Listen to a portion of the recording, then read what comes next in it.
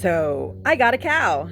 Hello and welcome to Sweet Home California. My name is Jennifer, and I think I told you in several previous videos that I was buying a pig from a local farmer that's out here in my neighborhood, and we bought the actual piglet. I think the piglet itself was like $100, and then we paid for feed for I think about 9 months or so, 9 or 10 months.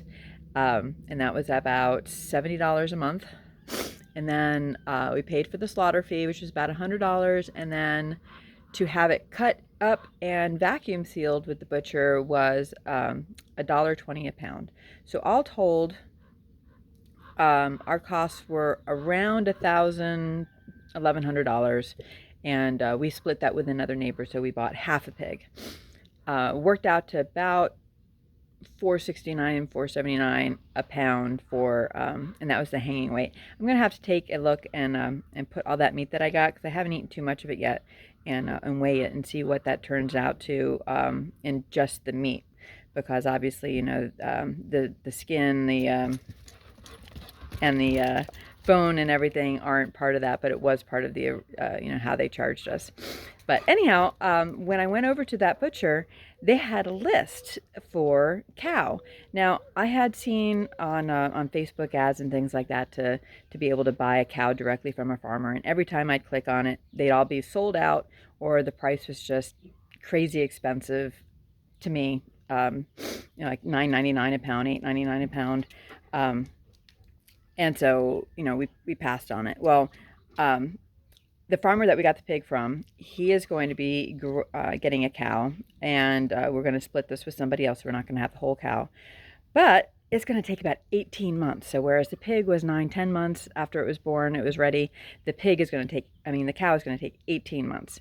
So anyhow, when we went to the butcher and picked up the pig, they said, well, we keep a list in case, a farmer comes in with their cow to be slaughtered, and somebody fell through for whatever reason, that they have another part of a cow to sell. So I got the call yesterday, and they said, yeah, we've got a half a cow for you, and it works out to $4.99 a pound, and that's again hanging weight. So we'll have to figure out how much of that is actually meat weight, but still less expensive than what I was seeing on the Facebook ads and everything when you're dealing directly with the farmer and everything before the cow is actually slaughtered.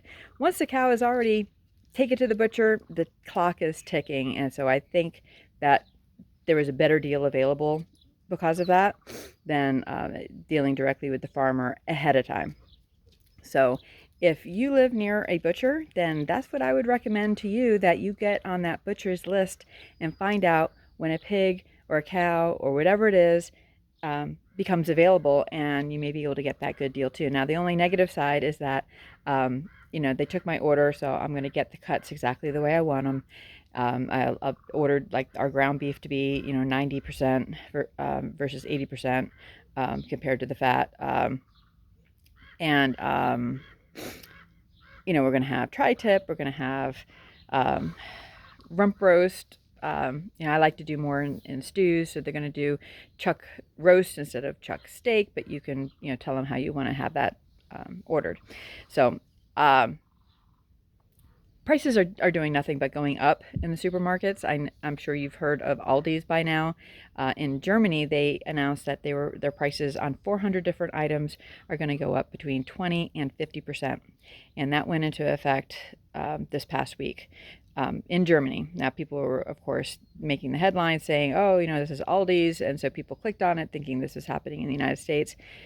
So far, it's not. They're hoping to keep things lower here. Obviously, Germany is a lot closer to the action that's going on in the Ukraine and Russia. So the things that are most affected are the meats, the dairy, but that's not to say that it won't come here. Germany before this was experiencing inflation of about 7.3%.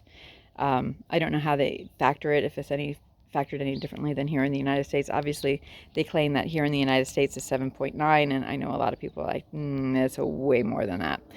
So I don't know if the way the different countries factor inflation is the same or not, but in any case, food prices are going to go up. So if you have the opportunity that you can buy food at today's prices and store it up in the freezer. If you can can it, if you can dehydrate it, make it shelf stable just in case, the grid goes down. And not to say that it has to be an end of the world situation for the grid to go down and for your meat to be ruined.